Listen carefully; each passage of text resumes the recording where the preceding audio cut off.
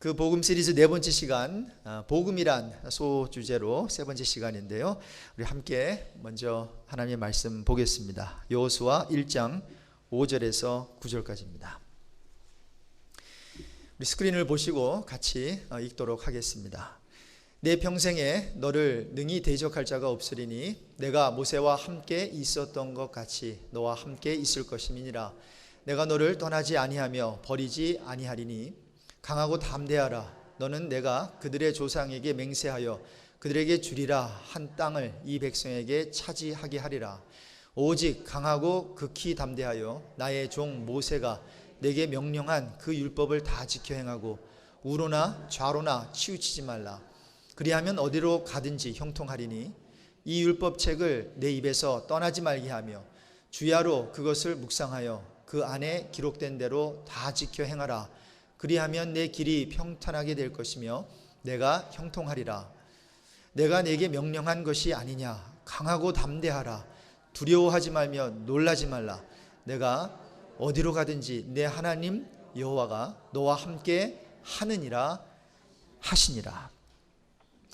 여러분, 계속해서 복음에 대한 설교를 제가 하고 있는데, 복음에 대한 설교를 들을 때에 다음 두 가지 반응이 나타납니다.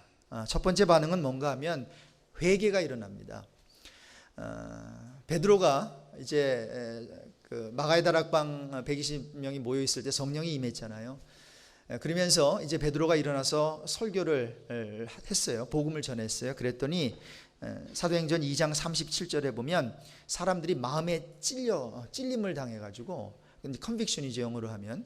그래서 이 사도들에게 우리가 어찌해야 합니까? 그래서 회개하고 예수 믿어라 하니까 놀라운 부흥이 일어났어요. 하루에 3,000명이나 믿게 되는 놀라운 역사가 일어났어요. 자, 이같이 복음 그 자체에는 능력이 있기 때문에 이 복음이 전해질 때, 복음에 대한 설교를 들을 때에 이러한 회개의 역사가 일어나는 거예요. 자, 그런데 또한 거부 반응도 일어나요. 거부 반응도 일어나요.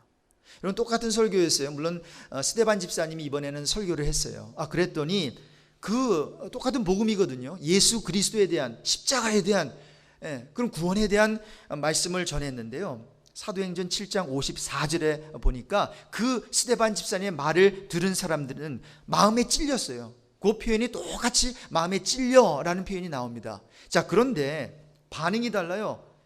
스데반 집사를 향해서, 집사님을 향하여 이를 갑니다. 그에게 달려듭니다. 돌로 쳐서 죽입니다. 이런 복음 메시지를 들을 때 아마 여러분에게 이러한 것이 지난 3주 동안 일어났는지 모르겠어요. 분노가 일어나요. 어떠한 좀 부담스러워요. 힘들어요. 자, 그런데 여러분, 복음에는 이러한 두 가지 반응이 일어나요. 회개가 일어나고요, 거부 반응이 일어날 수 있습니다. 자, 그럴 때 여러분, 우리가 거부 반응으로 나가는 것이 아니라 우리에게는, 저와 여러분에게는 회개의 반응이 일어나길 주님의 이름으로 축복합니다. 자, 그래서 제가 우리 1월 첫 번째 달이니까 복음의 전체적인 지금 그림을 하나하나씩 그려 나가고 있습니다. 12월 말까지 복음 설교를 52편의 설교를 할 텐데 계속 말씀드리지만 우리 주일 성수 잘 하시면서 이번에 한번 복음이 무엇인지 한번 복음에 대해서 정립도 하고 배우고, 또 정말 성경이 말하는 그 복음, 사도들이 전한 그 복음 한번 이번 해에 우리가 배워나갔으면 좋겠습니다. 여러분, 한 가지 묻습니다. 여러분, 삶이 만족스러우십니까? 한번 만족스럽다 하시는 분 한번 손 들어보세요. 꽤 계시네요. 계세요? 아유, 목사님, 어제는 만족스러웠는데 지금 오늘은 아니에요 하시는 분 있어요. 어제는 그랬는데 오늘은 아니에요. 근데 여러분, 왜 그 첫 번째 질문에, 만족스럽다는 질문에 손을 드신 분은 왜 들으셨어요? 무슨 느낌이 있으셨기에 그 손을 들으셨고, 두 번째, 그렇지 않습니다, 나 불만족스러워요.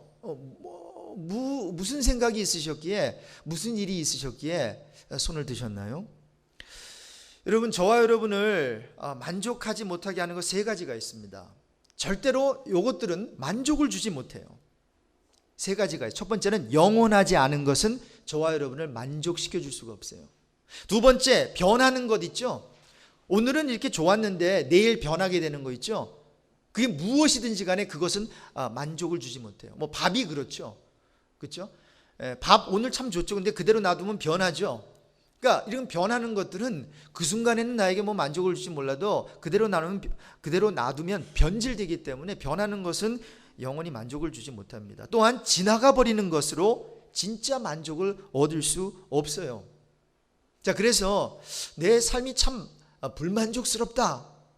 근데 그 이유가 있을 거 아니에요. 근데 그 이유들이 요 세 가지, 영원하지 않은 것, 변하는 것, 지나가 버리는 것, 요게 없어서 내가 지금 만족하지 못합니다 라고 답을 했다면, 지금 여러분들은 가짜 만족을 지금 추구하고 있는 거예요.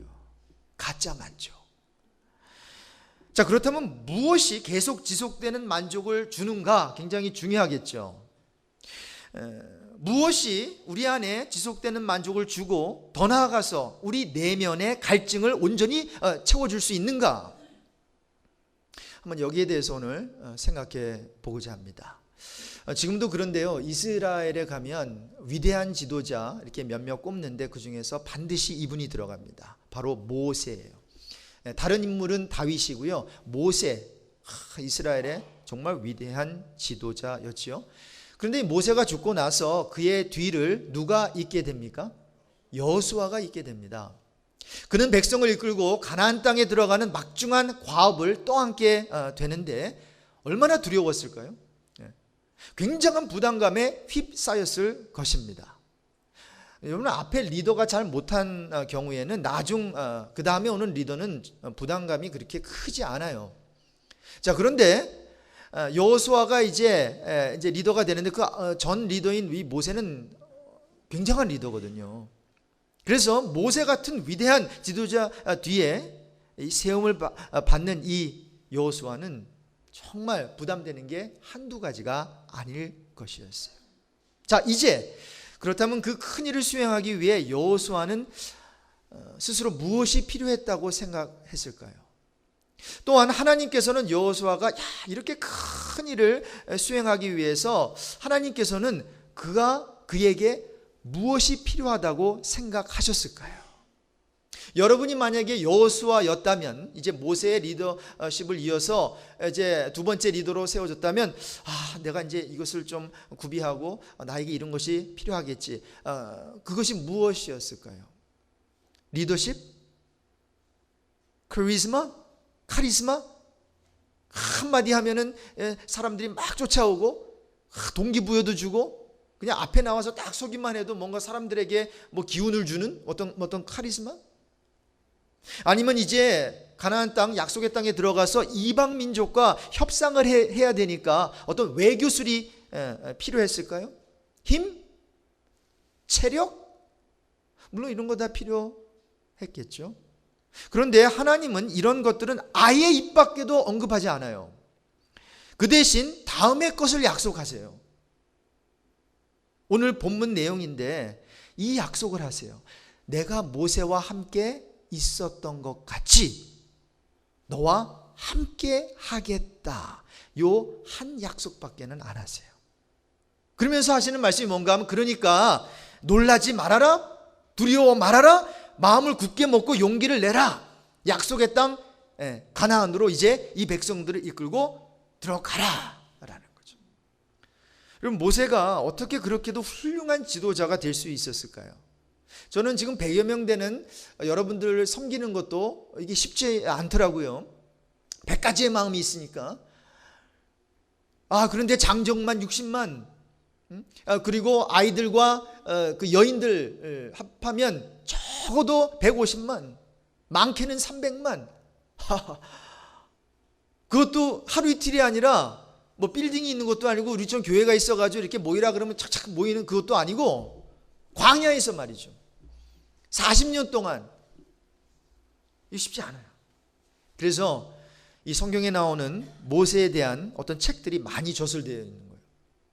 왜냐하면 모세를 보니까 굉장히 위대한 리더거든요. 거기서 리더십, 어떤 노하우를 이렇게 찾아내가지고 책들이 많이 쓰여졌어요. 뭐 모세의 경영 전략에 대해서, 모세의 CEO에 대해서, 모세의 리더십에 대한 책들이 시중에 많이 나와 있죠.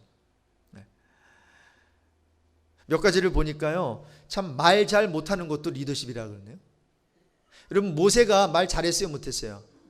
못했어요. 그래가지고 하나님이 맨 처음에 부르셨을 때, 아이고 하나님, 나는 말을 못하기 때문에 말 잘하는 사람 보내세요. 그랬더니 그럼 누구를 붙여줬어요? 말 잘하는 아론을 붙여줬죠. 자, 그런데 여기서 이 모세 리더십에 대해서 이렇게 말하는 게 뭔가 하면, 말 잘 못함, 이것도 괜찮다는 거예요. 왜? 말을 못하니까 말을 많이 해요, 적게 해요? 적게 해요. 그러면서 말을 아끼는 것이 리더십이라는 거예요. 아예 말 못하는 게 잘못 말하는 것보다 훨씬 낫다는 거예요. 여러분, 우리 가운데 지금 말 못하는 분들이 있습니까? 말에 졸한 분이 있으세요? 우리 사도 바울 선생님도 그랬는데, 걱정하지 마세요. 그냥 말 많아가지고 말 실수 많이 하는 사람보다 여러분은 훨씬 리더의 자격이 있는 거예요. 뭐 이런 것들 이제 이렇게 찾아내요. 모세 리더십 안에서. 또한 온유함으로 리드하라. 모세의 리더십에서 배울 수 있는 거죠. 왜요? 모세는 지면의 모든 사람보다 온유한 자라 그랬거든요. 자, 그래서 이제 이러한 어떠한 모세의 훌륭한 면이 있어요. 자, 그런데 모세가 효율적인 지도자가 될 수 있었던 가장 중요한 이유는 이런 것이 아니었어요. 타고난 능력, 수많은 사람들을 휘어잡을 수 있는 어떤 카리스마, 이런 게 아니었다라는 거예요. 자, 그렇다면 무엇이었는가? 하나님이 함께 해주신 덕분이었다라는 거예요. 오늘 본문 5절 내용이 바로 그거예요. 여호수아야, 내가 사는 날 동안 아무도 너의 앞길을 가로막지 못할 거야.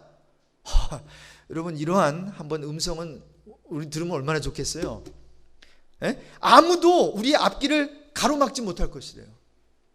그 옆집 아저씨가 뭐 약속해 주는 게 아니라, 뭐 한 나라의 대통령이 약속해 주는 것이 아니라 여호와 하나님께서 이 약속을 해주시는 거예요. 자, 근데 어떻게 이런 약속을 믿을 수 있어요? 그렇죠? 이게 설명을 해주는 거예요, 하나님께서. 왜냐하면 내가 모세와 함께 하였던 것과 같이 너와 함께 할 것이야. 40년 동안 이렇게 모세를 보니까 하나님이 그를 떠나지 아니하여 버리지 아니해요. 그 설명하는 거예요. 내가 모세와 함께 있었던 것 같이, 내가 모세와 함께 하였던 것 같이. 무슨 말인가 하면 모세를 떠나지 아니한 것처럼, 모세를 버리지 아니한 것처럼 내가 너와 함께 할 거야. 여러분, 광야에서는 물론 이제 약속의 땅 가나안에 어떻게 들어가고 그 땅을 어떻게 정복할 것인가, 그 방법은 딱 하나예요. 출애굽할 때도 그 방법 하나 썼고, 40년 동안 광야에서 있을 때도 하나님은 그 방법 하나 딱 썼고요. 이제 가나안 땅, 약속의 땅, 그 땅에 들어가게 될 때도 그 방법 하나 쓰는 거예요. 한번 따라해 볼까요? 하나님 함께 하심. 이거면 끝이에요. 하나님 함께 하심. 여러분, 이 같은 약속을 오늘날 저와 여러분에게 준다면 어떻게 했어요? 여러분, 이 같은 약속보다 더 좋고 더 나은 약속이 어디 있겠어요? 이거보다 더 큰 축복이 어디 있겠냐고요. 내가 전지전능한 나 하나님이, 여호와 하나님이 너와 함께 할 거야. 너를 떠나지도 않을 거야. 너를 버리지도 아니할 거야. 여러분, 이런 약속은 성경에 아주 많이 깔려 있습니다. 이런 약속들은 구약뿐만이 아닙니다. 신약에 와서 예수 그리스도가 부활해서 승천하시기 전에 이제 사도들을 모아두고 제자들을 모아두고 똑같은 약속을 하셨어요. 마태복음 18장 20절에 볼지어다 내가 세상 끝날까지 너희와 함께 있으리라. 자, 그것만 해도 아멘이 나오죠. 근데 제가 일부러 단어 하나 뺐어요. 볼지어다 내가 세상 끝날까지 너희와 함께 있으리라가 아니에요. 너희와 항상 always 함께 있으리라, 우리 주님의 약속이에요. 여러분, 하나님께서 함께 해주시는 동행 자체만으로 이거 굉장한 겁니다. 그런데 더 놀라운 것은 그 동행이 항상 동행이에요. 항상 동행. 5절을 보세요. 내가 모세와 함께 있었던 것 같이 너와 함께 있을 것임이니라. 내가 너를 떠나지 아니하며 버리지 아니하리니. 이것은 여호수아를 향한 약속뿐만이 아니라 저와 여러분을 향한 약속이기도 해요. 자, 이 같은 우리와의 하나님의 항상 동행이 이제 그리스도의 십자가를 통해서 우리에게 허락된 것이에요. 이런 기적 같은 일이 바로 복음입니다. 복음의 스토리는 다른 스토리가 아니에요. 임마누엘의 스토리예요. 임마누엘, God with us. 하나님께서 우리와 함께 하신다. 여러분, 이것이 복음이에요. 하나님께서 인간과 함께 해주시기 위해 육신을 입고 이 땅에 오셨다는 게 복음이에요. 그래서 이제 성부 하나님은 저와 여러분들을 위하시고, 성자 하나님은 이 땅에 오셔서 우리와 함께 해주시고, 이제 성령 하나님은 우리 안에 뭐예요? 아예 내주해 주세요. God for us, God with us, God in us. 그렇기 때문에 여러분, 주님이 우리와 함께 하신다는 게 복음이에요. 그리고 주님만 함께 하시면, 따라해 봅시다, 된다. 여러분 믿으세요? 주님만 함께 하시면 됩니다. 왜 됩니까? 주님 안에 모든 것이 있기 때문에. 여러분, 주님 안에 정말로 모든 것이 있어요. 그래서 우리는 서슴지 않고 주저함 없이 이게 완전 복음이라고 고백할 수 있는 거예요. 이것이 하나님이 그리스도의 복음 가운데 베풀어 주신 능력이라고, 축복이라고 우리는 담대하게 이 세상에 말할 수 있어야 돼요. 저는 신앙인들이, 저와 여러분들이 다른 거 묵상하지 말고 묵상하기 이전에 이건 묵상해야 된다고 생각합니다. 그리스도를 묵상해야 되는데, 특별히 그리스도의 위대함, 영어로 하면 The Supremacy of Christ. 순 한국말로 하면은 그리스도의 으뜸성 한번 그렇게 만들어 봤어요. The greatness of Christ. 여러분, 여기에 대해서 더 많이 묵상할 필요가 있어요. 예수님이 도대체 정말로 어떤 분인지 모르는 사람들은 그저 팔레스타인에 2000년 전에 태어난 어떤 젊은 청년으로만 알고 있어요. 그러니까 한 청년이 죽어주었는데 어떻게 온 인류가 구원받아? 이렇게 나오는 거 아니겠어요? 그 그리스도의 value를 몰라서, 가치를 몰라서 그래요. 여러분, 예수님의 가치가 얼마나 될까요? 사도 바울은 성령의 감동으로 에베소 교회를 향한 편지를 쓰면서 다음과 같은 내용을 기록해 내려갔어요. 에베소서 1장 19절 이하입니다. 한번 스크린을 한번 보세요. 제가 한번 읽어볼게요. 그의 힘의 위력으로 역사하심을 따라 믿는 우리에게 베푸신 능력의 지극히 크심이 어떠한 것을 너희로 알게 하시기를 구하노라. 지금 우리를 향한, 우리에게 베푸신 그 능력의 지극히 크심이 어떠한 것을 너희들 알아야 된다는 거예요. 그래서 내가 너희를 위해서 기도한다는 거예요. 다른 말로 하면 그 그리스도의 그 위대함, 그리스도의 크심, 그리스도의 으뜸성, The supremacy of Christ, 이것을 너희들은 알아야 된다는 거예요. 그러면서 이런 얘기를 해요. 20절 이하 같이 읽겠습니다. 그의 능력이 그리스도 안에서 역사하사 죽은 자들 가운데서 다시 살리시고 하늘에서 자기의 오른편에 앉히사 모든 통치와 권세와 능력과 주권과 이 세상뿐 아니라 오는 세상에 일컫는 모든 이름 위에 뛰어나게 하시고 또 만물을 그의 발 아래에 복종하게 하시고 그를 만물 위에 교회의 머리로 삼으셨느니라. 이런 굉장히 중요한 그리스도의 위대성, 어떤 으뜸성을 설명하기에 이 구절만큼 중요한 구절이 없어요. 이제 예수님께서는 죽은 자들 가운데서 다시 살아나셨어요. 이제 하늘에서 하나님의 오른편에 앉히셨어요. 앉게 됐어요. 그러면서 21절 이하에 보니까 모든 통치, 모든 권세, 모든 능력, 모든 주권, 그리고 이 세상뿐 아니라 오는 세상에 일컫는 모든 이름 위에 뛰어나게 되셨다는 거예요. 그것뿐만이 아닙니다. 22절에 보니까 또 만물을, 우리의 눈에 보이는 피조세계, 그 모든 것을 그 발 아래에 복종하게 하셨다는 거예요. 여러분, 그래서 예수 한편에 두고 이제 예를 들어서 저울을 갖다 놓고요, 예수를 이쪽에다가 올려놓고, 그리고 이쪽에다가는 지금 있는 세계 인구 70억, 그 다음에 이전에 살았던 사람들, 앞으로 태어날 사람들 다 합쳐가지고 거기다 올려놓고, 그 외에 이 세상에 보이는 지구, 달, 별, 갤럭시에 있는 모든 우주 만물 다 올려놔도 여러분 저울이 어떻게 기우는지 압니까?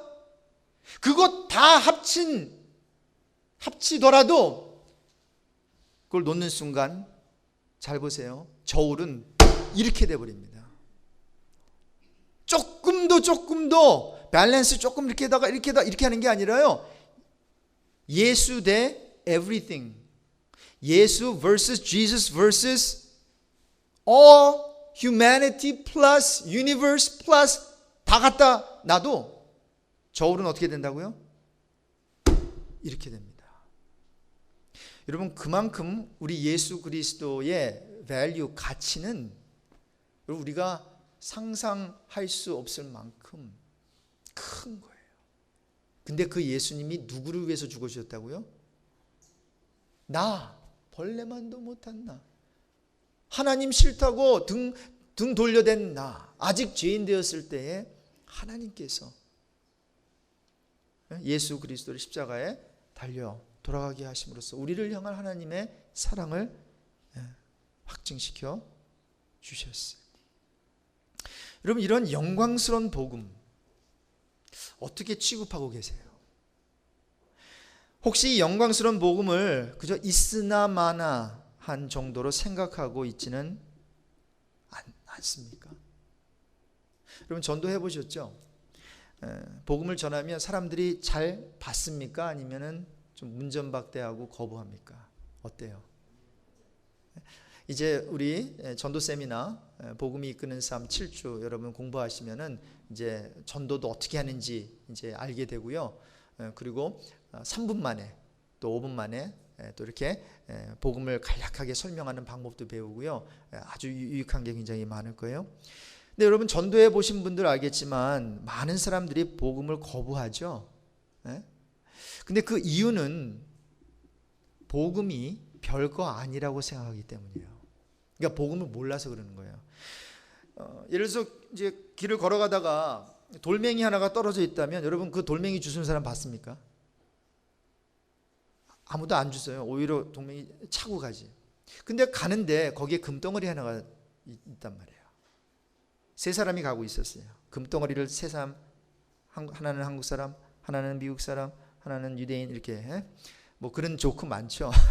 그래서 딱 이 사람들이 봤단 말이에요.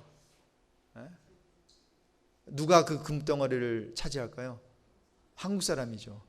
그렇죠? 나 죽고 너 죽고 하니까 다른 사람들은 하여튼 나 살고 너 죽자 이렇게 하는데 우리는 나 죽고 너 죽고 나 죽자, 하여튼 죽기를 각오하고 하니까. 이러면 금덩어리 하나 떨어져 있으면 그 고귀함을 알기 때문에, 밸류를 알기 때문에 서로 그냥 차지하려고 난리를 칠 거예요.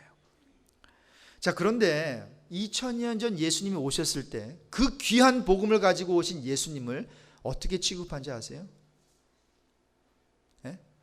문전박대했어요. 좀 심한 말로 하면 쓰레기 취급한 거예요. 베드로전서 2장 4절에 보니까 사람에게는 버림바가 되었대요. 그러나 하나님께는 택하심을 입은 보배로운 산돌, 리빙스톤이 되셨어요.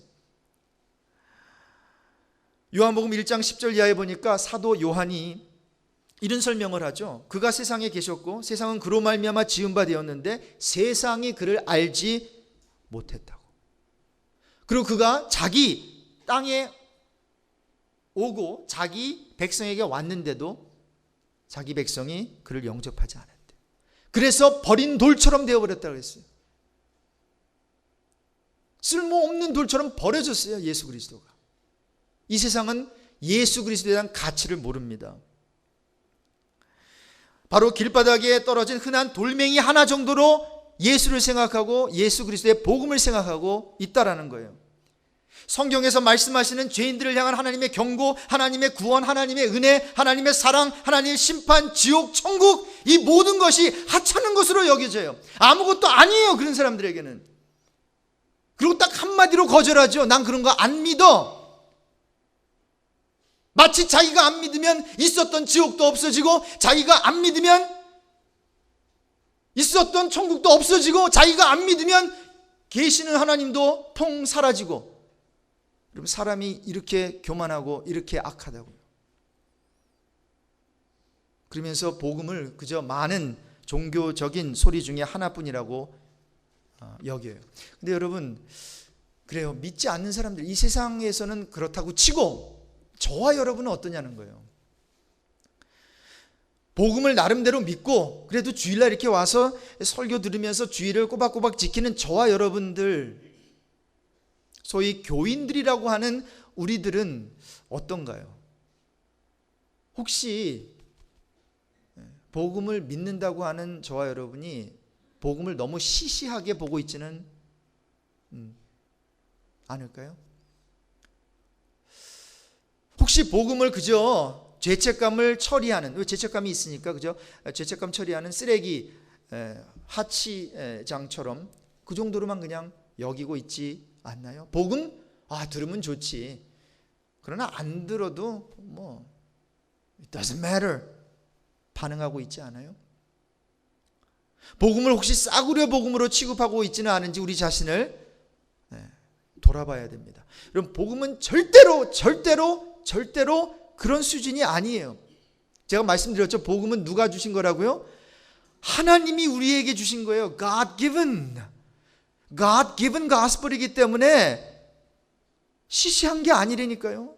또한 어떤 대가를 주고도 살 수 없는 고귀한 거예요. priceless gospel이에요.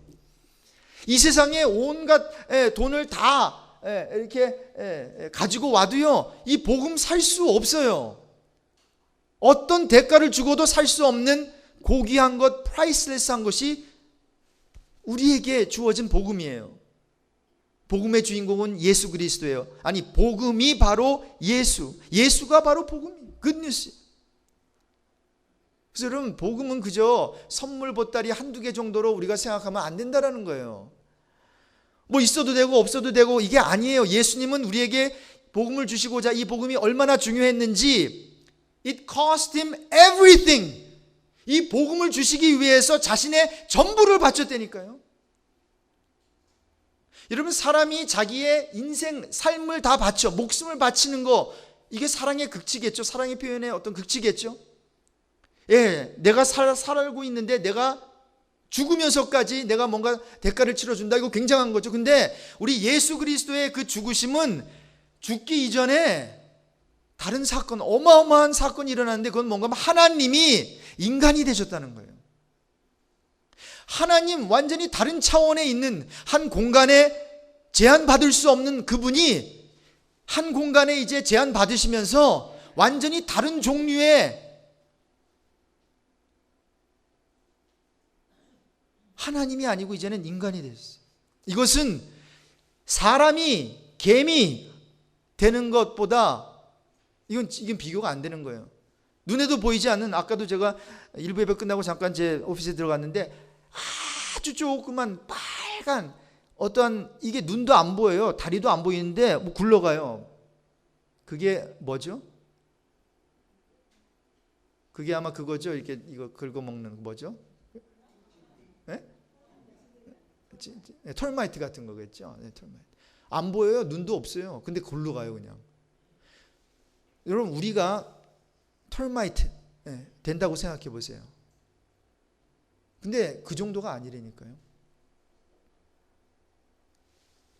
만들어지시지 않은, 어제나 오늘이나 영원토록 항상 존재하고 계신 그 하나님, 처음과 끝이 없는 그 하나님, 그 하나님이 제한된 세계에 들어오신 거예요. 여러분, 이 정도로 복음이 중요하기에 자신의 전부를 바쳐서 우리에게 와주셨다는 거예요. 그래서 우리로 하여금 복음 안에서 구원 얻게 하셨어요. 복음을 위해 살게 하셨어요. 그분의 죽음과 그분의 부활에 동참하는 어마어마한 축복을 복음을 통해 주셨어요.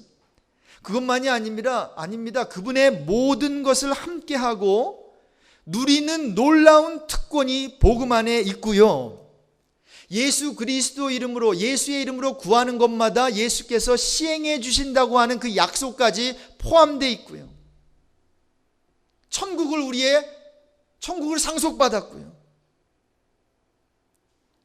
여러분, 이 같은 놀라운 특권과 놀라운 이런 축복이 우리가 믿고 있는 복음 안에 있습니다. 2000년 전에 사도들이 그 복음을 받은 것이고, 지금 우리가 받은 복음은 따라서 절대로 그렇게 시시한 것이 아니다라는 거예요. 어떤 사고 나면 그저 보험 커버리지 정도 되는 그러한 어떠한 수준의 복음이 아니다라는 거예요. 자, 그렇기 때문에 이제 우리 자신에게 물어야 하는 질문이 있죠. 야, 복음이 이렇게 귀하구나. 복음이 이렇게 영광스러운 것이구나. 자, 그렇다면 이 복음의 이 영광, 능력, 이 축복이 내게 실제로 내 삶에 지금 어떻게 나타나고 있지? 여러분, 이 복음의 영광스러운 이 복음의 능력이 여러분의 삶 속에 나타나고 있습니까? 정말 내 안에서 그냥 꿈틀거리고 내 안에서 주체할 수 없도록 만드는 그게 뭐예요, 여러분? 다른 말로 하면 여러분 마음속에 보배는 무엇이에요? 여러분 마음속에 보배라고 하는 건 가장 중요한 거 아니에요? 그거 있으면 막 마음이 막 벌컥벌컥하고 막 흥분되고 살만 나고 그게 뭐예요? 여러분 마음속에 여러분의 마음속에 있는 그 보배가 무엇이냐고요? 모든 것을 투자해도 아깝지 않은 게 뭐예요? 내가 생명까지 쏟아부어도 아깝지 않은 것, 온 마음과 정성과 모든 것 다 쏟아부어 아깝지 않은 그만한 가치가 있는 게 무엇이냐는 거예요. 그리고 그 가치는 두 개일 수는 없어요. 하나여야 합니다. 그래서 그 가치는 아마 다음 두 가지로 나눠질 거예요. 하늘의 가치냐, 땅의 가치냐. 주님이냐, 나이냐. 주님인가, 나인가. 여러분, 이 질문에 대한 답은 굉장히 중요합니다. 성경은 그 누구도 두 주인을 섬길 수 없다고 말하고 있기 때문입니다. 여러분, 오늘 이 시간 여러분의 마음에 있는 보배가 뭐예요? 하늘나라예요? 아니면 이 땅의 것이? 주님이에요? 아니면 여러분 자신이에요? 성경은 마태복음 6장 24절에 한 사람이 두 주인을 섬기지 못한다 그랬습니다. 자, 결론입니다, 여러분. 우리에게는 이러한 놀라운 그 복음이 주어졌는데 이 복음은 우리에게 무엇을 하라고 요구할까요? 간단하게 제가 몇 가지로만 말씀드릴게요. 첫 번째, 진짜 복음은 인간의 가능성을 부인하라고 도전합니다. 인간의 모든 가능성을 부인하라는 거예요. 여러분, 세상은 인간의 가능성을 부추기죠. 뭐 범신론이 그렇고 또 세상 종교가 그렇죠. 나 자신이 돌을 닦으면 나는 어떤 높은 지경에 도달할 수 있다. 불교는 돌을 닦으면 해탈할 수 있다. 근데 아닙니다. 여러분, 인간의 가능성을 부인하지 않는 것은 모두 다 가짜 복음입니다. 그래서 사도 바울이 그거를 폭로하고 있는 거예요. 로마서 3장 9절 이하에 아니야, 우리는 다 죄 아래에 있고 우리에겐 소망이 없고 우리에게는 악한 모습밖에 없어 하면서 그러면 어떠하냐? 우리는 나으냐? 결코 아니라. 유대인이나 헬라인이나 다 죄 아래에 있다고 우리가 이미 선언했다. 그러면서 10절부터 한번 같이 읽겠습니다. 기록된 바 의인은 없나니 하나도 없으며 깨닫는 자도 없고 하나님을 찾는 자도 없고 다 치우쳐 함께 무익하게 되고 선을 행하는 자는 없나니 하나도 없도다. 그들의 목구멍은 열린 무덤이요 그 혀로는 속임을 일삼으며 그 입술에는 독사의 독이 있고 그 입에는 저주와 악독이 가득하고 그 발은 피 흘리는데 빠른지라. 파멸과 고생이 그 길에 있어 평강의 길을 알지 못하였고 그들의 눈앞에 하나님을 두려워함이 없느니라 함과 같으니라. 그러면서 사도 바울은 이렇게 결론 내리죠. 로마서 3장 23절에 모든 사람이 죄를 범하였으며 하나님의 영광에 이르지 못하더니. 인간에는 가능성이 없다는 거예요. 그래서 세상의 가능성을 부인하지 않는 것은 모두 변질된 복음이다라는 것입니다. 따라서 여러분, 성경은 이 세상은 고통스러운 곳이 되어야 된다고 정의해요. 여러분, 여기서 눈물 흘리지 않을 일 찾지 마십시오. 여기서 고통 없을 일 찾지 마십시오. 예수님께서 뭐라고 말씀하셨습니까? 너희가 이 세상에서는 뭘 당한다 그랬어요? 환난을 당한다 그랬어요. 여러분, 여기는 천국이 아닙니다. Wake up! 여기서는 우리 주님께서 눈물 닦아주실 수 없어요. 눈물 안 흘리게 하실 수 없어요. 우리를 죽지 않게 하실 수 없어요. 이 세상은 이제 pass away 하는 거예요. 그러므로 저와 여러분이 신앙생활을 잘한다는 것은 뭔가 이 세상에서 성공하고 이 세상에서 뭐 잘 살고 자녀들 아이빌리그 뭐 좋은 대학교 가고 좋은 신랑 신부감 만나가지고 아름다운, 이게 아닙니다. 비록 그렇게 되지 않더라도, 좋은 대학교 못 가더라도 예수 잘 믿고 이 세상보다는 저 천국을 소망하면서 어떤 면에서 이 세상에서 패배자의 모습으로 살아가는 것 또한 영광스러운 크리스찬의 모습일 수 있어요. 네. 여러분, 이 세상에서 우리는 천국을 이 세상에 만들어 놓으면 안 됩니다. 두 번째로 복음은요, 하나님을 구하라고 요구해요. 예레미야 29장 12절 이하에 보니까 너희는 내게 부르짖으며 내게 와서 기도하면 내가 너희들의 기도를 들을 것이요. 13절에 보니까 같이 읽습니다. 너희가 온 마음으로 나를 구하면 나를 찾을 것이요 나를 만나리라. 여러분, 하나님께서 지금 이 시간에 여러분에게 말씀하십니다. Seek me and you will find me. 너희들 정말로 지금 너희에게 필요한 것이 무엇인 줄 아니? 돈이 아니야. 명예가 아니야. 나야, 나. What you need is God. Not money, not health, not success, not happiness. 여러분, 무엇을 구하고 계십니까? 혹시 하나님은 소유하지 않은 채 썩어 없어질 것, 지나갈 것, 영원하지 않은 것, 그것을 위해서 살고 계십니까? 그렇다면 여러분, 어리석은 사람입니다. 지금 자기를 속이고 있는 것입니다. 성경은 말하길 진짜 복음은 하나님을 구하게 만든대요. 마지막 세 번째로 복음은 예수만 붙들라고 우리에게 요구합니다. 2016년도 교회 표어가 복음에 합당하게 생활하라. 여러분, 복음에 합당하게 산다는 것은 예수만 붙드는 삶을 의미합니다. 근데 여러분 아세요? 이 예수만 붙드는 삶이 얼마나 지루한 삶이라는 것을 아무도 안 알아줘요. 그래서 저와 여러분은 우리의 선행에 자꾸만 근거한 삶을 살으려고 하는 거예요.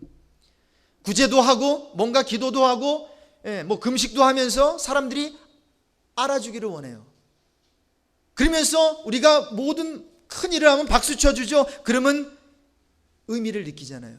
근데 여러분, 거꾸로 예수만 믿고 예수만 붙드는 삶은요, 그런 게 아니에요.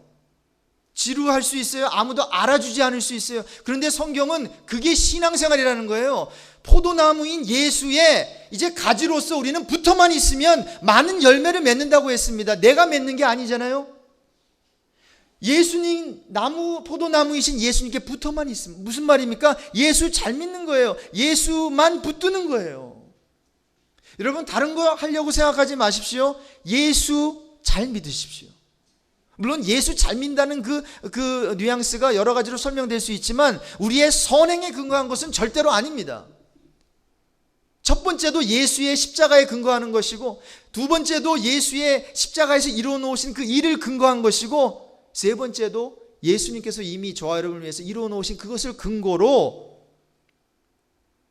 우리가 착한 일을 해도 착한 일을 하는 것이지, 우리가 뭐를 했더니 거기서 이게 우리의 열매가 아니다라는 거예요. 그런데 예수를 근거한 삶은 안타깝게도 잘 알아주지 않아요. 먹혀 들어가지 않아요. 그래서 우리는 점점 유명한 사람이 아니라 유명하지 않은 그러한 자리로 밀려 나가면서, 그러면서 뭐예요? 내 안에 나는 사라지고 내 안에 갈라디아서 2장 20절처럼 이제 내가 육체가 사는 것은 뭐예요? 나를 사랑하사 나를 위하여 자기 몸을 버리신 하나님의 아들을 믿는 믿음 안에서 사는 것이라 라는 고백이 터져 나오는 거예요. 나는 점점 작아지고 예수 그리스도는 내 안에 점점 커지고, 그러면서 저와 여러분에게 세례 요한의 영성이 디벨롭 되는 거예요. 근데 여러분, 이러한 모습이 우리 교회 가운데 나타납니까? 이러한 모습이 신앙생활, 정말 아기 때부터 했던 또 모태신앙인 저와 여러분의 또 어떤 삶 속에서 드러나고 있냐고요. 혹시 나만 커지고 있지 않아요? 주님께서 원하시는 그 세리의 자리가 아니라 바리새인과 종교 지도자들의 자리에 어느 순간 우리가 거기에 가 있지 않아요. 그래서 저 여러분이 계속해서 들어야 되는 이 복음은 믿지 않는 사람들을 위한 복음만이 아니라 지금 혹시 엉터리로 믿고 있는 자들이 있다면 이거 들어야 됩니다. 변질된 복음으로 지금 우리의 생각과 우리의 신앙생활이 지금 막 이렇게 그려져 있다면 이걸 자리 잡아야 되는 거예요. 이제 4번의 설교를 했는데 48번에 이제 설교가 남았어요. 많이도 남았네요. 그렇죠? 얼마나 더 하나님께서 많이 가르쳐 주실까요? 여러분 기대되세요? 저는 무척 기대됩니다.